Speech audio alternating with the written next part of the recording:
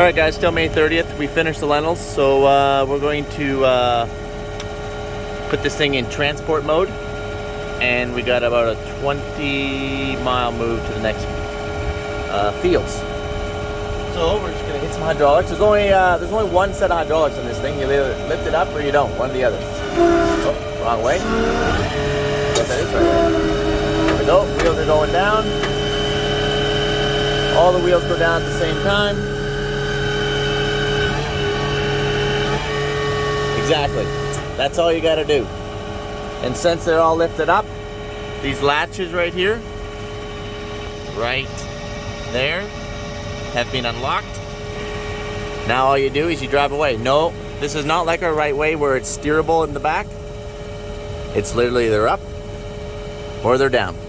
And then you just back it in, lock it, and by lowering the roller back down, you actually lock in those corner pins. It's really a simple design, really. Okay, so let's just drive forward here just a little bit. Gonna put this thing in foot pedal mode. Turn off our park brake. There we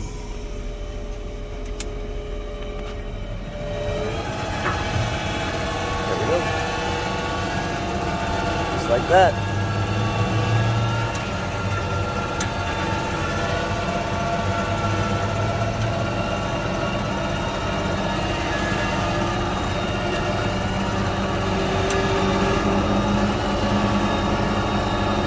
That easy. When you want to put it back in the field mode, well, you'll see what we'll do when we get to the field.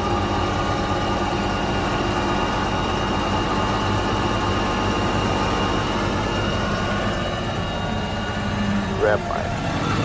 I don't want to get dust in my tractor. All right. Let's start our move. Turn onto the highway.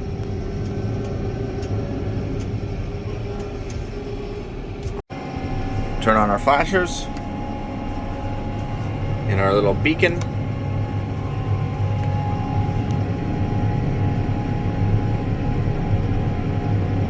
Perfect. All right. Can probably pick up a little bit more speed here. Hold on. There. As long as you have the auto steer engaged, or the, ready to rock and roll, you can only go 15.5 miles an hour. So you actually can't auto steer any faster than 15.5 miles an hour. Is basically what I'm trying to tell you. So you click that off, you can go all the way up to 34.5 miles an hour, but obviously that's a little ridiculous. We're not going to pull the roller that fast, but we will do 20 mile an hour is just quite fine.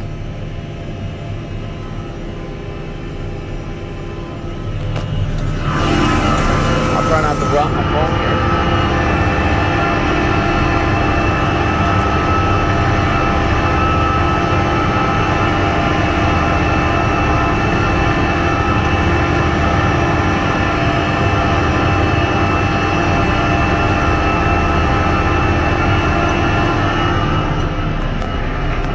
So obviously roading is second nature, you guys know that. Moves are, I don't know, so used to it anymore, it's not even funny. I do like all the trees up here though. Like, it looks nice. It's terrible if they're in your field. Very inefficient, but they look nice. You lose a lot of acres, so again, you're not as efficient, but they look okay. Actually though, we got some trees we gotta push up. There's some perfectly good farmland underneath some trees, and I have nothing against trees, but if I can farm that ground that's underneath them, by all means they're going. If it's just a slough, just water and swamp and cattails, well then they can stay. I gotta go around it anyway. But this country, trees are actually a weed, so that's totally different than my country. I think there's a lot of misinformation about Saskatchewan in general. Like, did you know that over half the province of Saskatchewan, the northern half, over half of it is completely unfarmable forest? That's all it is, just forest. Over 84 or 5 million acres, complete forest. And that's on the northern half. And then as you keep transitioning, working yourself down to the south, you have a lot of trees like this. And a lot of places it's still unfarmable. There's so many trees. Like a lot of this land, if not all of it, had to be cleared before you could even farm it. And then as you continue south, you grow out of the trees until you get all the way down to the US border down there where I am, and we don't have a single tree. They were all planted. But a lot of people are like, man, there's no trees in Saskatchewan. That's actually false. Over half the Saskatchewan, over half the province of Saskatchewan is complete forest. So let's try to put this into perspective. Saskatchewan's a pretty big province. Did you know it's 0.94 the size of Texas? It's darn near the size of Texas, except it has like 100 and some thousand lakes and whatever, and reservoirs and lots of trees, obviously, and over half of that is solid forest. Complete solid forest. Did you know that it's 650,000 square kilometers in size, or around 250,000 square miles? That's bigger than the whole country of France, or Sweden, or Afghanistan, just to put that into some perspective. And did you know that there's only about 1.1 million people who even live here? And did you know of that 1.1 million people, most of it's on the southern tip of Saskatchewan? Why? Because the northern is completely inhabitable. It's forest up there. Ha! So we have a lot of trees, and we do not have a lot of people. So just some random facts for you. Yeah, so anyway, Saskatchewan's sparsely populated. Regina, yes, I said Regina, R-E-G-I-N-A, Regina, is the capital of the province. And it probably has like 200 and some thousand people. I don't know, I didn't Google it. And I think Saskatoon, that's the next large city. We only have two large cities, really. Both are around that 200,000, give or take a few thousand people. And then we just got some smaller cities, and then yeah, and then a lot of rural, hence sometimes the very poor cell service and poor Wi-Fi and so on and so forth, stuff like that. But we call it home. We love it. We wouldn't change it. Maybe we get a little better Wi-Fi or cell service, something like that, but that'd be about it. We love it. We call it home. It's awesome. Woo! But don't take my word for it. Grab Google. Everyone has Google. Everyone can Google these days. I don't have to tell you facts. You can look up more facts on your own. Just Google up Saskatchewan, the size of it compared to some other countries even, or other states in the US. We're a province up here, by the way. We call them provinces. The US calls them states, so on and so forth. But go check it out. Do some Googling. It's pretty interesting. I like it. All right, I'm gonna keep moving. Yes, I'm getting bored. I know. Don't. Hey, stop it. All right, we just pulled off the highway.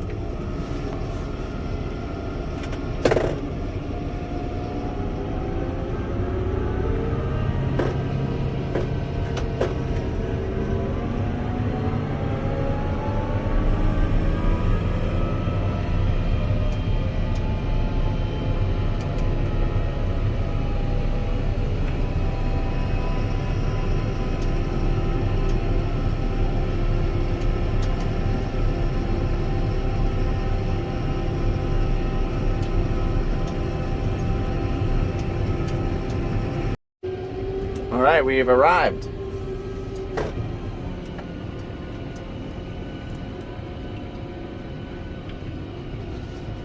Oh, I see some barley popping through the ground. So this is barley, by the way. We're gonna roll the barley. Mike, do you normally roll barley? Like normally I thought you cut that stuff off the ground. We do, but sometimes it can lodge. And I do not feel like having to worry about lodged barley. So I'm just gonna roll it. I'll explain a little bit more about that later. I just want to show you how to unwing this puppy. Or put it in the field mode. Just gotta back it up.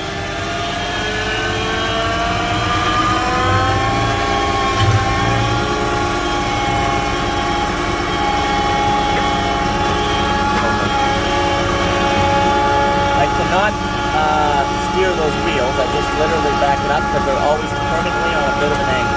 Okay? That's just how they are.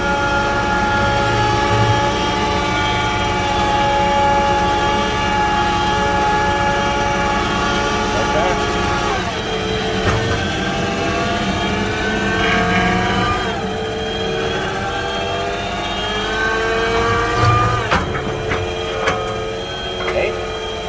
Now we're just going to lower it down.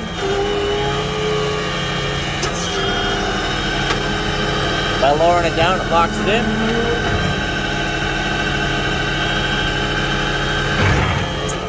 And we're done. Good to roll.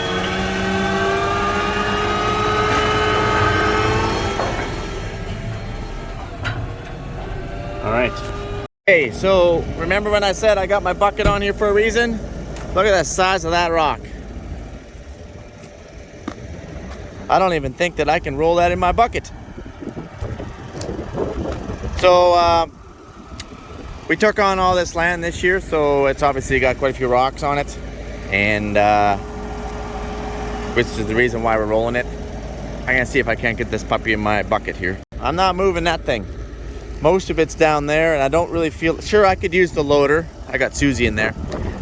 I could take Susie out, use the loader, dig him out of there, but I'm not going to do that. I don't feel like making a big hole here in the field. He really isn't above the ground that much, so we're gonna slowly roll him over and just see if we can't punch him in just a little bit and kind of see how this goes. So again, the reason why I'm rolling this is because barley is sometimes prone to lodging, which means it falls flat. And by the way, you don't want that because it actually just kinks the stems, and it will keep the flow of nutrients and moisture to the head. It'll kink it off and you'll lose yield. You don't want to do that. But that being said, if it does go over, you still have to deal with it. And I don't want to deal with it on rolly, rocky ground, okay? I'd rather just roll it, stick my header in flex mode, and literally pick it right off the ground if need be. That's the reason why we're doing it. And no, we're not gonna hurt the barley. In fact, the barley is just coming out of the ground here. Here's one little shoot, another little shoot. It's literally just coming out, and I'm just rolling this. So the barley is gonna be in the trench here. Not actually gonna roll the barley. Okay, let's get to work. Push him in with my tractor a little bit.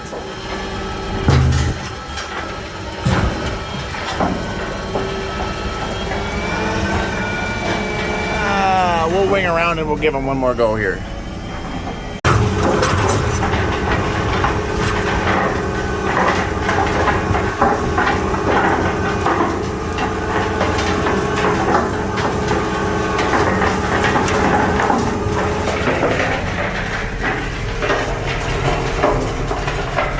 Slow down.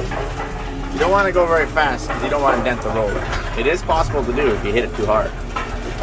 Just squish them in with my tires a little bit more. No, it's not going to hurt my tires. I don't have enough air in my tires to hurt my tires. Oh yeah, that'll be good enough. One more time when we loop back around. Mike, is it hurting your crop that you're triple rolling this? No, it'll be fine. It'll come through.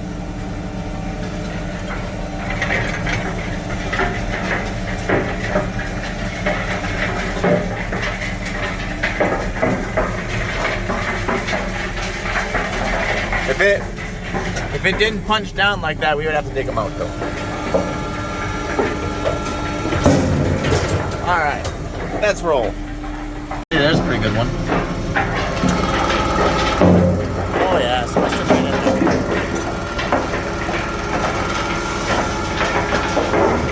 there. Beauty. There's two rocks we're gonna throw in here. Right there. Or we're gonna try to anyway. Rock picking and rolling basically at the same time. It's almost too wet to roll. Like it's almost muddy. So I'm glad that I do have the duals on. And I'm actually running front wheel assist just to make sure I don't do any digging. I don't want to dig anything. Look at these suckers. Holy cow. All right. Woo! Boy, these two I just rolled that one from there. That one I carried him. Since I was right on the edge, I put them over there. Oh, let's get going. Whew. Whew, boy. Lots of wet spots out here. One here, and don't really want to tear up the field. One there.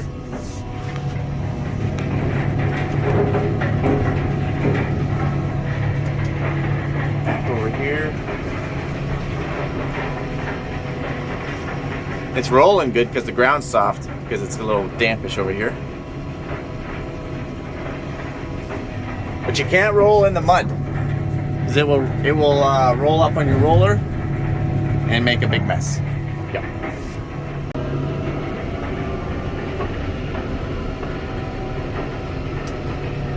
I want to show you guys some here. Drive over here.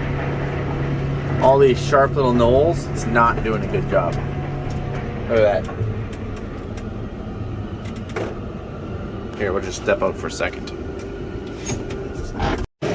So, been rolling away. Ashtyn came, she brought me some breakfast. I greased the roller, and I don't think this roller's been greased in a very long time, because half those grease samples I could not get them to take grease. They were just worn and dry, and I'm like, come on!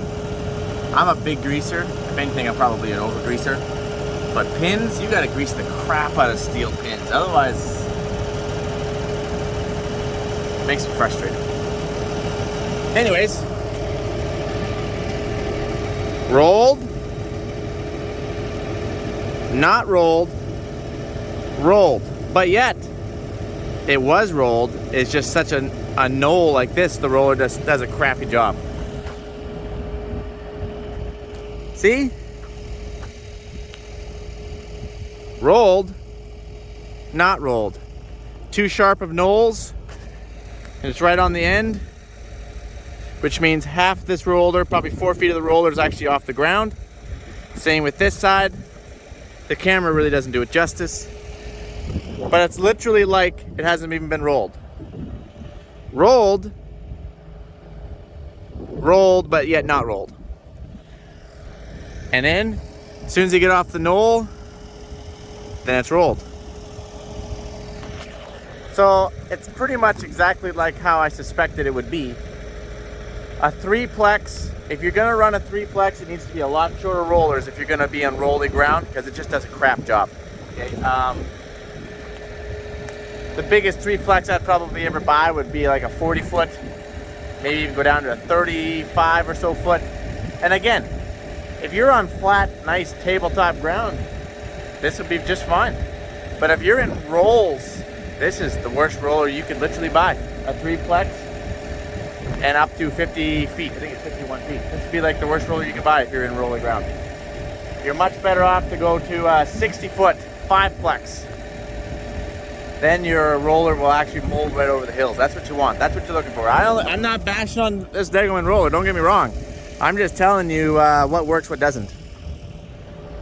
And you can clearly see. This was, my roller went over this.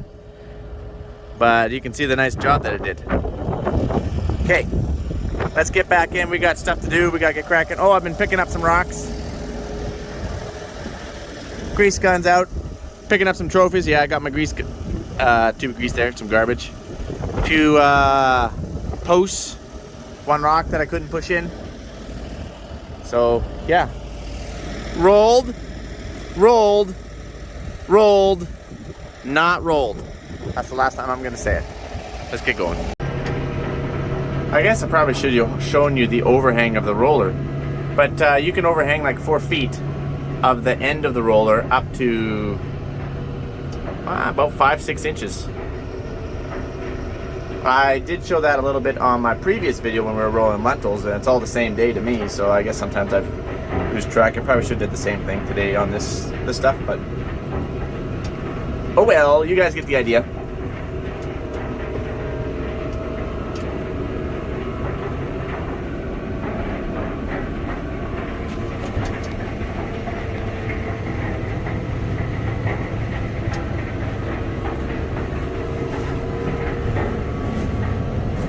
You can see it though, it's stuck up a little bit.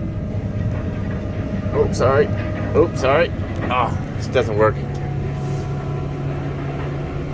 I'd have to stop, and I don't want to stop, so yeah. Okay, I'm going to show you guys the last thing here, because it's too much messing around. So, this is a dead head. Right here.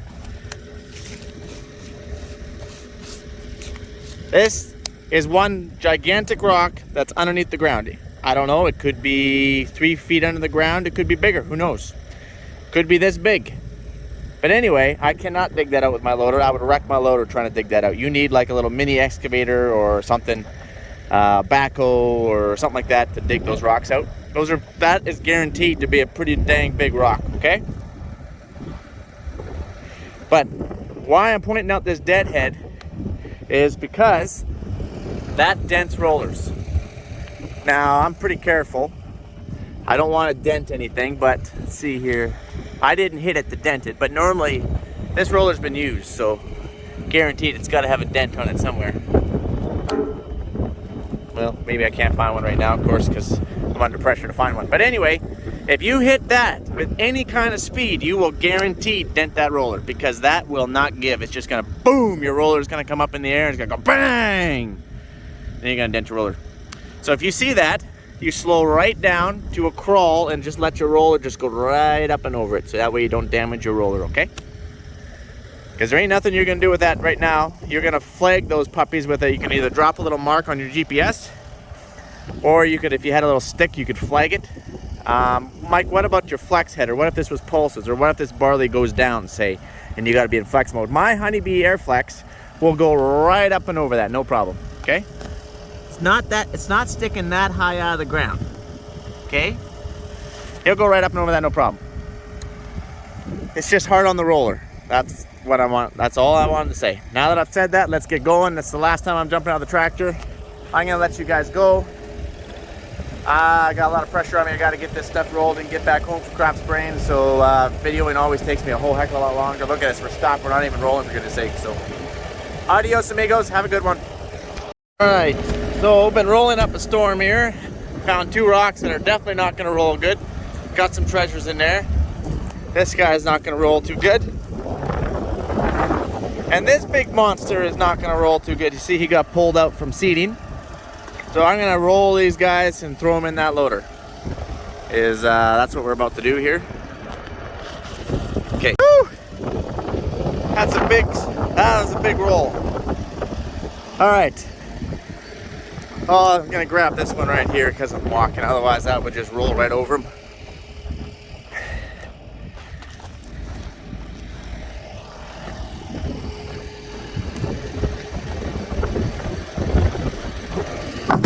All right, let's go.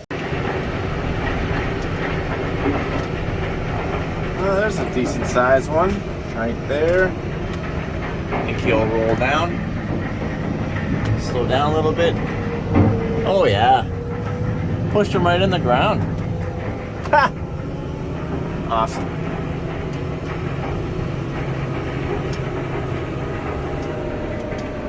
So I have been up to 7% slip, which isn't bad, but that's with my front wheel assist and my duals. So, and I'm getting some weight in that bucket now, I'm just saying. Some of these hills are pretty dang sharp.